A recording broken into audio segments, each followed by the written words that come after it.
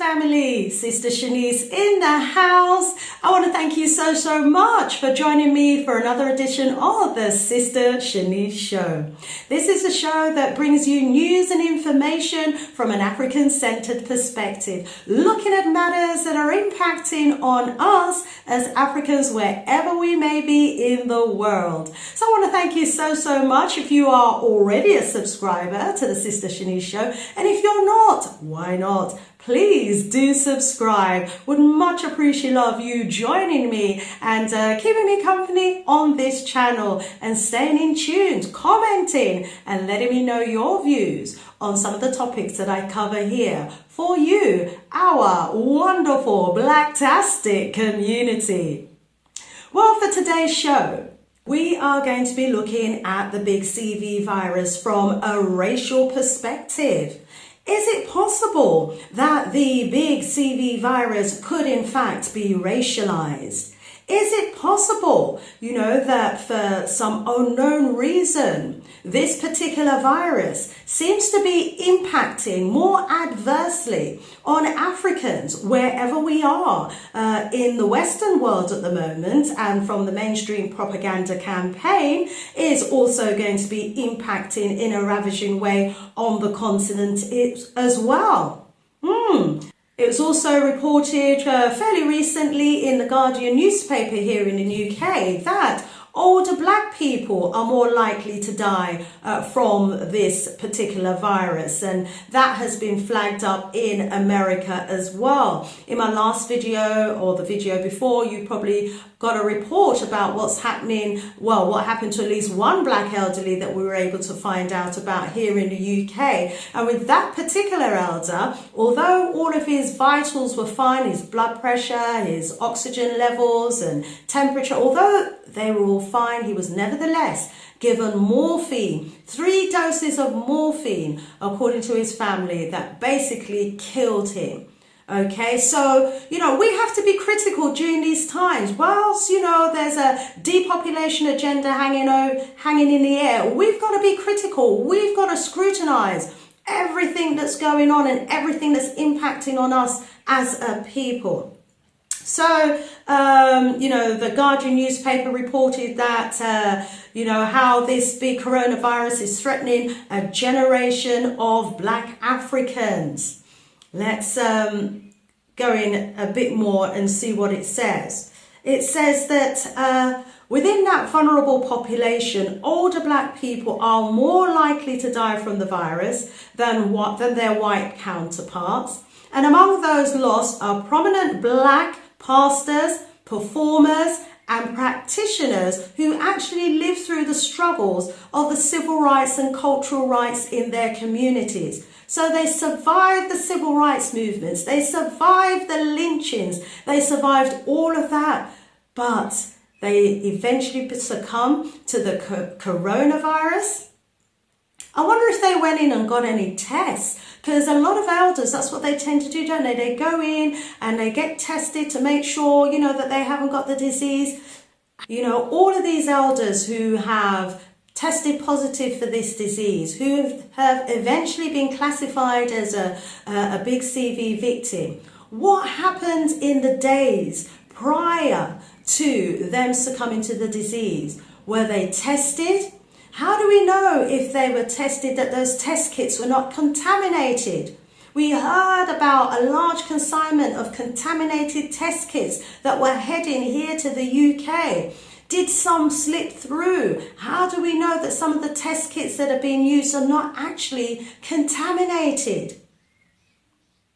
There certainly seems to be a staggeringly high number of deaths amongst Africans in America who have succumbed to the big C0V virus, and the racial disparities certainly seem to be there as well. The mortality rate in the state of Louisiana, for example, where the black population makes up a mere 32% of the population, are nevertheless 70% of the deaths in Louisiana. So there is certainly cause for concern. I'm not suggesting there isn't cause for concern, but I think we need to be looking to try and establish what some of the underlying causes could possibly be.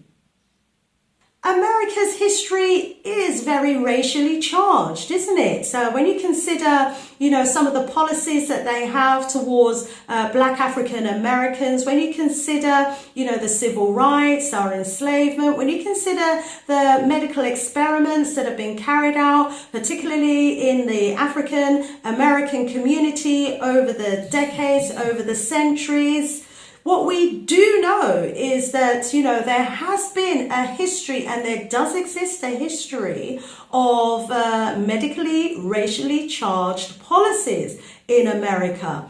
So, we have to look critically at these statistics and really speculate on, wonder and consider if there could be, any racially charged policies that's been implemented as part of this CV. Now, in recent times, it has been widely publicized that there is a depopulation agenda at play here. And could it be that as Africans, we are the primary targets for this depopulation campaign? Yet again, we find ourselves in a season where a disease not created by us as Africans, not patented by us as Africans, but nevertheless, we find ourselves in a situation where a disease that has been created in America and in China, that was firstly known as a Chinese disease, then secondly known as a disease that was impacting on Americans and the British and other Europeans, now suddenly being a disease that is impacting on us as Africans. How could this be? Could it be that, we are now going to be made the scapegoats of this disease, as we were made the scapegoat of the HIV/AIDS disease? If we remember, HIV/AIDS first started in America in the gay community. Then the next thing we knew, it became a serious disease in Africa. And 50 million deaths and sufferers later, we now have another disease that started in America or started in China and is now suddenly going to become an African disease that is predicted to ravage Africa. I wonder what the situation would have been, a couple of decades back if the African governments hadn't actually bought into the HIV/AIDS propaganda and hadn't actually accepted the medication that had been designed for the Africans to supposedly deal with this disease. Would we have a situation where something like 30 million people are living with HIV/AIDS and millions of Africans, actually succumb to the disease? I think one of the reasons why I'm going down this particular route of being, quite critical and skeptical about what's actually going on and feeling that there needs to be a need for more investigation is because there does exist an unethical history of medical vaccine trials and tests where we as Africans have been, the victims of these trials and tests. So, for example, let's not forget the Tuskegee syphilis experiment. That's an experiment that lasted over 40 years and involved over 600 African Americans, many of whom were actually given the syphilis just to see how they would cope with the disease without it being treated. Many died, some went on to give it to their spouses, some children were actually born with the disease as a result of that experiment. So there is a history of African Americans being used for trials, medical trials without their knowledge. Let's also, not forget the not too distant case as well of the Kenyan women. About 1.5 million Kenyan women were vaccinated, and it turns out now as a result of those tetanus vaccines that about 500,000 Kenyan women will not be able to give birth because they were sterilized as part of that tetanus vaccination program. So, we need to be mindful of our history, and therefore as Africans I don't think we can rush into taking these vaccines or rushing into taking these medicines or rush into taking part of these trials because of the history of these unethical ways that in the past and maybe up until today, who knows, these we have been targeted for these trials. Let's also not forget the case of the Ethiopian women who were forcefully given contraceptives that later then been sterilized. So there is this unethical, history of vaccination trials and tests that have been taken, that have been conducted against us as Africans. Also, we've got the case of the fact that during the meningitis outbreak in Nigeria, there was a pharmaceutical company by the name of Pfizer that tested Trovan, an experimental antibiotic drug, on 200 children without their knowledge or without proper consent. There was also the case in Malawi during the AZT trial. In spite of there being alternative treatment available, they were given these placebos, and they didn't know that they were being given placebos. There is a process, that an ethical process that is supposed to be followed, so that people who are getting involved in trials, people who are getting involved in these vaccination tests, know about it. But it seems in the case of Africa, that isn't always the case. And it seems the case that when it comes to us as Africans outside of Africa, that isn't necessarily the case either. So we do need to be skeptical and worried and concerned when today we're hearing that we are being disproportionately impacted by a disease that didn't start off as an African disease, started off as a Chinese disease, then became a European disease, but suddenly is going to have more devastating consequences on us as Africans and on the continent? Really? And when you consider that within the context of our history, it really begs the question, what's actually going on here? We also know that, scrupulous pharmaceutical companies have flooded Africa with fake drugs, fake medicines, fake vaccines, and to what extent is this still going on? Take a listen to our great Dr. Arikana Chimbori Kwayo and what she has to say about medicines and the medication that tends to find its way onto the African continent. Most of you are also not aware that most of the sub-Saharan African countries, drugs going into those countries, close to 50% have zero bioavailability. That means they are not medication. They are chalk, in some cases, poisonous substances. Millions of people are dying every year thinking they are taking blood pressure medicines, diabetic medicines, antibiotics, when they're taking poison. Those are murderers. Outside murderers coming in, millions of them every day, and nobody is held accountable. We have got to stop that. We must manufacture our own drugs. For too long, Africa has been used as a dumping ground. For too long, it's been widely known that out-of-date medication has been repackaged and sent down to the continent. And, with the full knowledge that a lot of the medication that comes from the West or that comes from China and ends up in Africa is poisonous, out of date, or it doesn't work, and people are taking medication that they think may be for blood pressure or they think might be for diabetes, but isn't in fact that's more likely to be poisonous. What's clearly obvious here is that there are those on the outside who have taken advantage of Africa's lack of security, lack of ability to be able to test pharmaceutical drugs. There are those on the outside who are taking advantage of Africa's very trusting, instinct to trust others. But, that trust is being abused.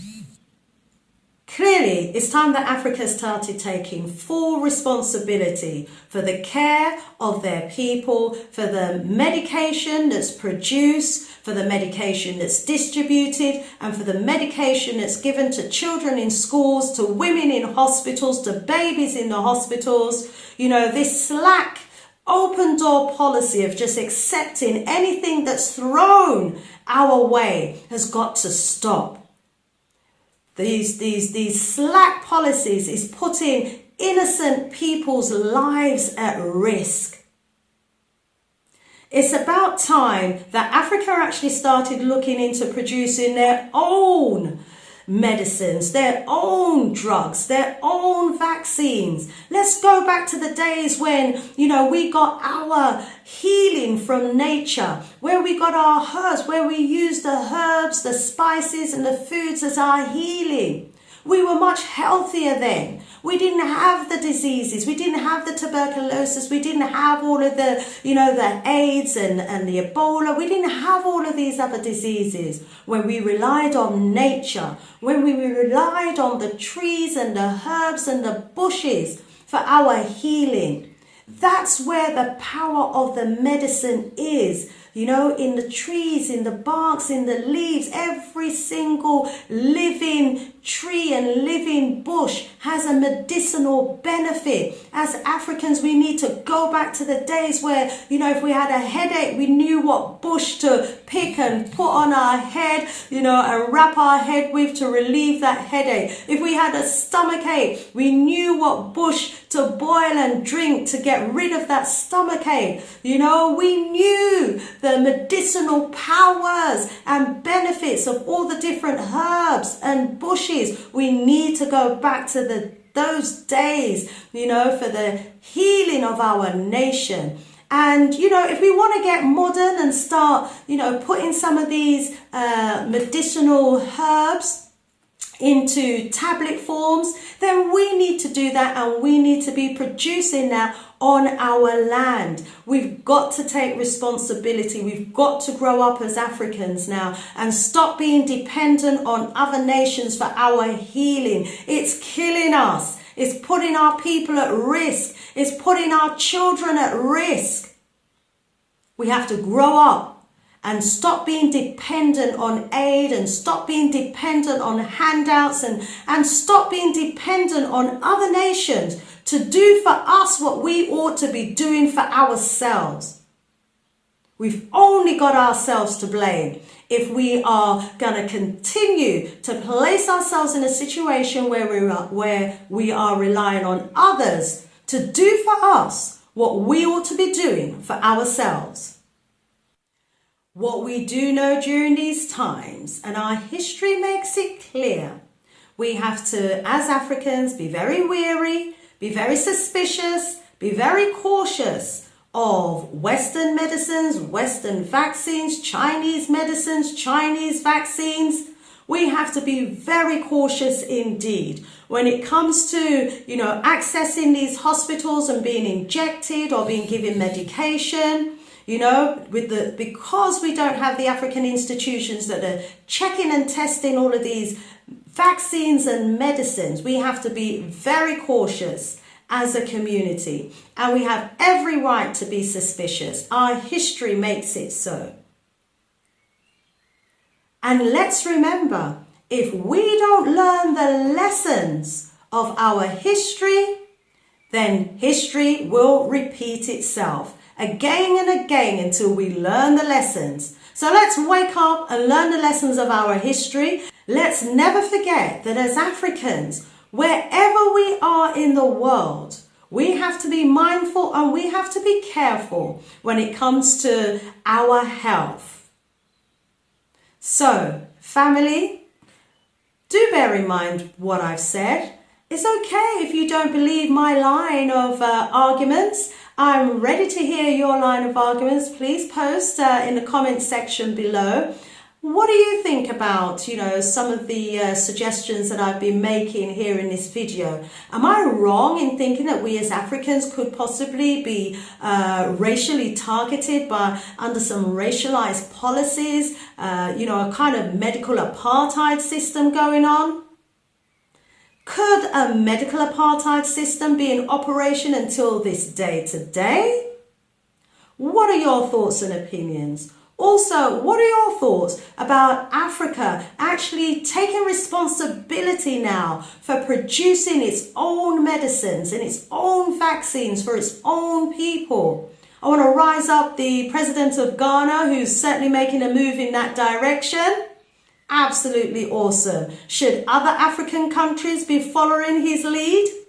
I welcome your views and opinion. If you haven't already subscribed to the channel, please do. I really want to know what your views and what your thoughts are on what's going on out there towards us as a community. So, thank you so much for listening. Please subscribe, please share, please like the video. Feel free to use clips from the video as well, but do give credit where credit's due. Thank you so much. Rising up the entire family. Sister Shanice out of here.